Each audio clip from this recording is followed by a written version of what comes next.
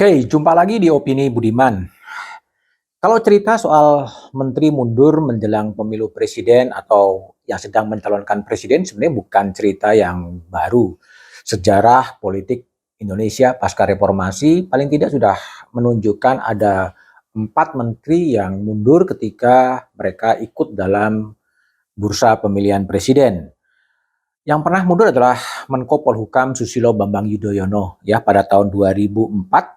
Dia juga kemudian mundur. Begitu juga Menteri Koordinator Kesejahteraan Rakyat Yusuf Kala di tahun 2004. Keduanya mundur dan kemudian berpasangan SBY JK dan kemudian memenangkan pertarungan Pilpres di tahun 2004. Yusuf Kala resmi menyampaikan surat pengunduran diri kepada Presiden Megawati Soekarno Putri. Alasannya memang pertimbangan etika ya. Seperti dikutip di bbc.com, Kala mengatakan mundur karena memang ingin maju dalam bursa pemilu presiden di tahun 2004 bersama dengan Susilo Bambang Yudhoyono, dan karena pertimbangan etika itulah kemudian mundur. Menteri lain yang pernah mundur adalah Menteri Agung Gumelar ya, Menteri Perhubungan. Agung kemudian berpasangan dengan Hamzah Has. Pasangan itu kemudian kalah dalam putaran pertama pemilu presiden 2004. Ada yang juga mundur adalah Menko Kesra Hatta Rajasa. Hatta mundur dari kabinet SBY JK, bukan mundur, tidak sempat menyelesaikan masa jabatannya, kemudian dia mundur dan kemudian berpasangan dengan Prabowo Subianto dalam Pilpres 2014. Pasangan itu kalah oleh pasangan Jokowi Yusuf Kala. Hatta mundur setelah mendaftarkan diri sebagai calon wakil presiden ke KPU. Nah, pada Pilpres 2024, Menko Polhukam yang juga calon wakil presiden dari Ganjar Pranowo sudah mengungkapkan niatnya untuk mundur sebagai Menko Polhukam. Kapan? Tergantung pada momentum. Nah, yang menarik adalah kita coba lihat bagaimana hukum atau undang-undang mengatur itu. Kalau kita merujuk pada Undang-Undang Nomor 17 Tahun 2007 Pasal 170 disebutkan pejabat negara yang dicalonkan oleh partai politik peserta pemilu sebagai calon presiden atau calon wakil presiden harus mengundurkan diri dari jabatannya kecuali presiden, wakil presiden, pimpinan dan anggota MPR, pimpinan dan anggota MPR, pimpinan dan anggota DPD, gubernur, wakil gubernur, bupati, wakil bupati, wali kota, dan wakil wali kota. Itu adalah rumusan yang dibuat oleh pemerintah dan DPR pada waktu itu. Jika membaca rumusan itu, memang ada terkesan diskriminatif bahwa menteri memang tidak termasuk yang dikecualikan, artinya harus mundur. Tapi pasal tersebut kemudian dikoreksi oleh Mahkamah Konstitusi dalam putusan tahun 68, putusan nomor 68 tahun 2022, 9 hakim konstitusi, ada yang concurrent opinion, saldi isra, mengkoreksi putusan itu sehingga tidak perlu mundur bagi menteri yang akan menjadi calon presiden atau maju sebagai calon wakil presiden. Bahwa ada kekhawatiran publik bahwa akan ada soal netralitas dan penyalahgunaan kekuasaan, ada juga perspektif yang ditawarkan oleh Mahkamah Konstitusi.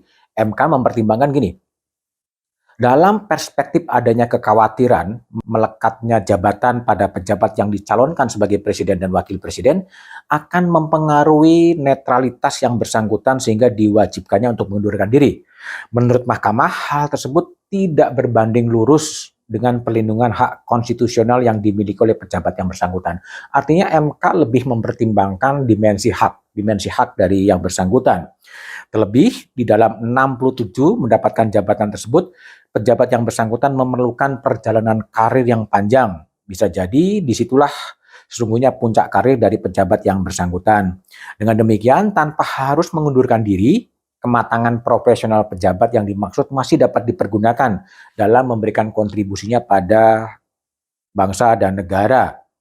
Nah, itulah argumen dari Mahkamah Konstitusi sehingga mengkoreksi putusan yang sebelumnya. Ya, nah itulah pertimbangan Mahkamah. Lalu bagaimana kemudian mundur atau tidak mundurnya menteri atau kepala daerah atau siapapun yang menjadi calon presiden ketika aturan legal formal kemudian membolehkan dia tetap maju, memang pertimbangannya adalah soal etika dan moralitas. Kemudian bagaimana kemudian si menteri itu menempatkan etika dan moralitas yang dipegangnya. Dalam posisi yang seperti sekarang, dalam posisi politik yang berbeda, memang apa yang dikatakan oleh Mahfud MD sebetulnya sangat masuk akal. Terlebih jika setelah Mahfud MD mengatakan akan mundur dan menunggu momentum dan Presiden Jokowi akan menghormati putusan dari Mahfud MD, memang akan lebih elegan kalau kemudian Mahfud MD ya kemudian mengajukan surat pengunduran diri kepada Presiden Jokowi dan kemudian berada dalam kapal yang berbeda.